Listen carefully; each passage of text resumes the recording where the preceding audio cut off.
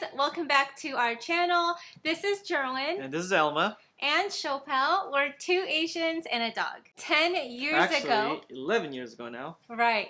So we turned our primary home into a rental property. We had so many questions about being a landlord, finding the right tenant, lease agreements, how much to charge for rent, and so on. We didn't know where to begin and what exactly we needed to do.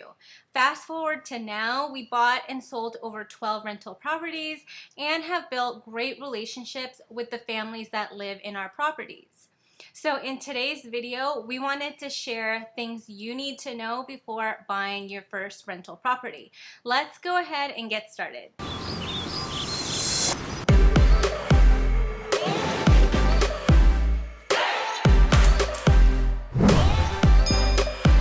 We're two Asians and a dog, and our channel is about sharing our journey to 8/12/2024, which is our retirement date. In our channel, we'll go over real estate investing, stock market investing, personal finance, and some of our travels.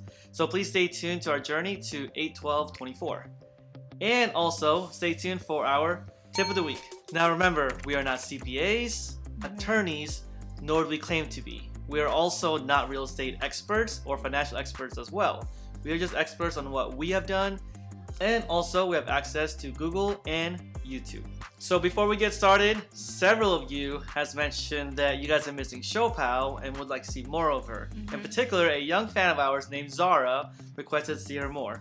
Yeah. So we'll do our best. So now, let's get started. First, ask yourself, what type of landlord do you want to be? Do you want to be hands-on? Do you even have the stomach to be a landlord? Or do you plan on hiring a property manager? For us, we personally manage all of our properties, and majority of them are all within a 30-mile radius. So it's fairly convenient for us, and Jerwin changes the filter every quarter. He visits and chats with the family, gets to know them and their plans. We also stay ahead of any maintenance issues, and we take care of it before it becomes a major issue. Doing this also makes our relationship with the family stronger and not just an absent landlord. Our families are also aware that we set business hours, meaning that from 8 to 5-ish, Monday to Friday, we're available via text or via phone call to address any issues they may have.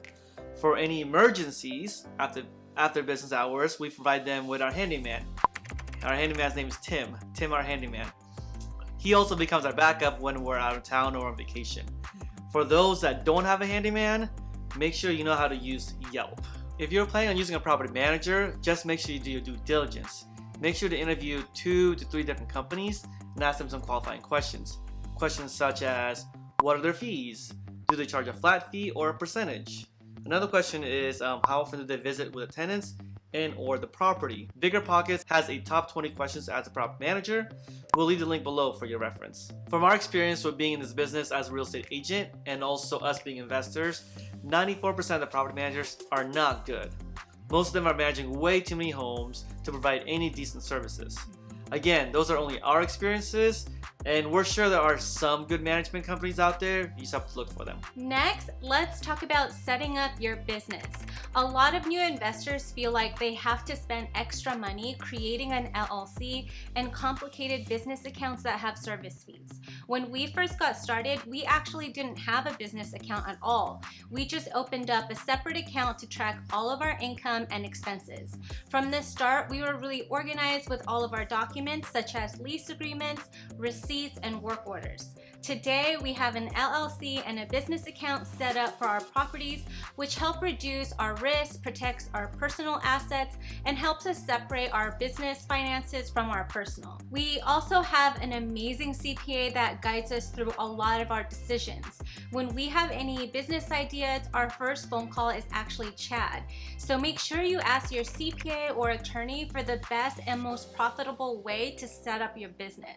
Each of our families living in the properties, we provide them with a deposit-only debit card. This card is exactly what it sounds like. It's a debit card where they can make only rent deposits to the ATM. This means that there's never any reason to be late since ATMs are open 24 hours. Even though we actually don't mind late payments because that's an additional $35 towards the rent for us. Make sure you have your finances in order. Have an emergency fund available for your property or properties. We recommend 4 to 6 months per house. For example, if your mortgage is $1,200 a month, you should have approximately $5,000 to $7,000 in reserves for that one property. Now we know this can take time to build, but it's definitely necessary to make sure you can handle any unexpected expenses that may come. Capital expenditures, or CapEx. CapEx is for large future expenses that may come up in the future. For example, replacing an entire roof. More common expenses that we have experienced is replacing our water heaters and our garage doors. One year we replaced 3 garage openers, and the following year we replaced 4 water heaters in a span of 60 days. For us to replace the water heater, it was about $1,500 including labor. If you don't have savings for it, this could be a huge hit to your profit margin.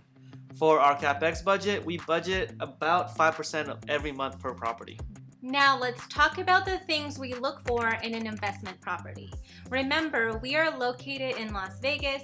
Depending on where you're located, your criteria will change. First, the property has to be 10 years or newer with potential equity growth in the community and area of town.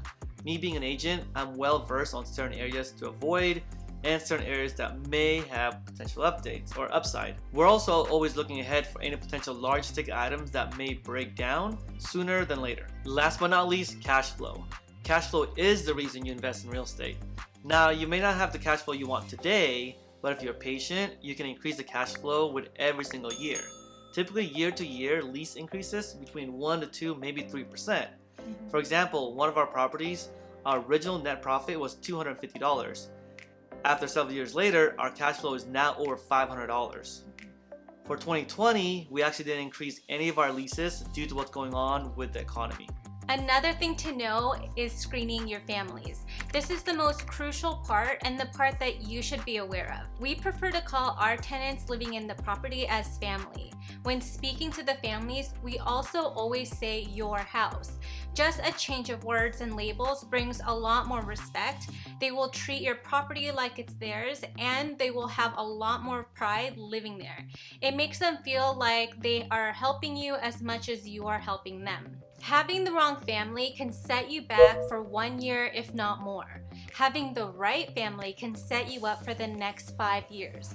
On average, our families stay in our properties for 4 to 5 years. The ones that moved out either moved out of state or bought a new house. Other investors may differ from this, but we don't put too much emphasis on credit. We feel like people are still recovering from 2008. However, we do ask for 3 months worth of bank statements.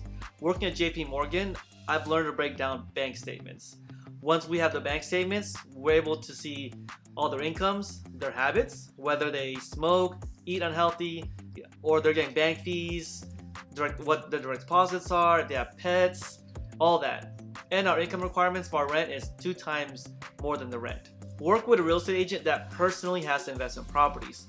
Ask him or her their numbers, what they look for, the process on how they find their tenants, how they deal with tenants, what vendors they have. Also, are they using a property manager? Working with an experienced investor-friendly real estate agent that is able to guide you through your first deal will make sure that you're off to a good start in your investing career. Or it could completely sway you away from this venture. For us, we didn't have an experienced real estate agent at all. But we always talk about where our business would be if we did. What mistakes could we have avoided had we had one? Another thing we struggled with in the beginning were lease agreements and what to include in every lease. It does vary from state to state, so please make sure you check with your attorney to ensure it complies with all the applicable laws. We always put no smoking. This is not negotiable whatsoever. Pets are definitely allowed. They say over 60% of households has either a dog or a cat. Saying no to pets drastically cuts your potential tenant pool. On the lease, we also put a 24-hour notice for us to stop by and visit the property. But typically we give them 3 or 4 day notice, so it's not a surprise. As we mentioned earlier, I personally changed the filter on a quarterly basis. But during COVID, I just dropped the filter off at their door and asked them to take a picture of the vent once it's been changed. There are many factors to be aware of when purchasing a rental property. There's just no way for us to fit everything in one video. As always, be sure you perform your due diligence before you purchase a rental property. Be a decent human being and treat whoever's living in your property with respect and kindness. If you guys have anything else you think we should add on this list, please leave a comment below. And if you enjoyed watching this video, please give the video a thumbs up. Subscribe to see more videos on personal finance, real estate investing, and stock market investing. Now it's time for tip of the week. Tip of the week: when a potential tenant wants to pay you 6 months in advance, be very, very wary of this. Especially during these COVID times, a lot of people have cash. But you have to make sure they are financially qualified to pay the entire 12 months.